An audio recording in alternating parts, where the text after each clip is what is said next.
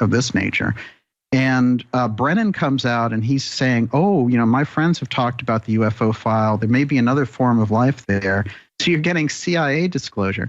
But Haynes, his deputy, became the DNI under Biden, and she led all of these UAP days there in Congress, where she sits down and she talks to all these UFO experts from the government. And then if you look into her history just a little half-inch deep, you're going to find she's associated with Event 201 and the Gates event with all the intel people before COVID hits in that November before, which you've described so well on this program. So once you start to see that, and you also start to see a lot of the UFO experts they're bringing forward are very big into viruses. A lot of them have very big medical histories. As a matter of fact, one of the main whistleblowers they've brought forward has patented a number of diseases. So a real deep look at the intel aspect of the UFO push and why the media is going for it. We know the media under orders from the IC community for years, all of that CIA blocking around the UFO file. Now they're getting the instructions, promote this thing, get it out there. We need it, and we need it soon. We definitely need it by 2024.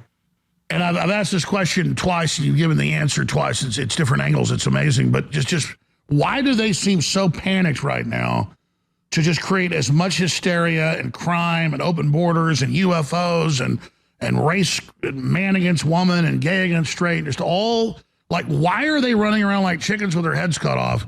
Because they're destabilizing a planet the globalists already rule.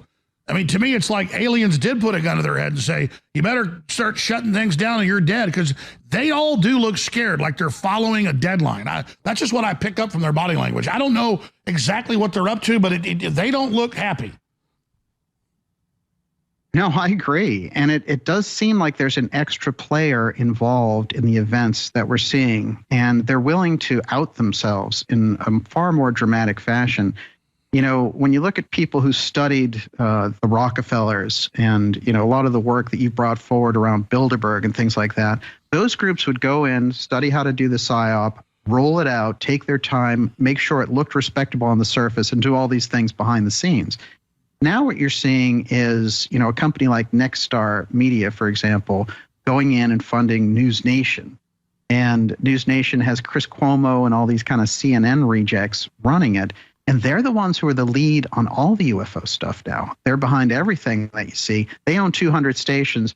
So if you get into and look at the groups that operate on this level, you're going to find that in those continuity of government groups, they always select not just government people, but corporate entities and their CEOs. And that goes back to when we were looking at Eisenhower. And when he was dealing with the UFO file, he put in his emergency preparedness group media officials from CBS and others. So when you look at this continuity of government group, who's headed up by the Northcom commander, General Van Herk, when that whole balloon thing happened, they didn't put President Biden out there. And I say president very loosely.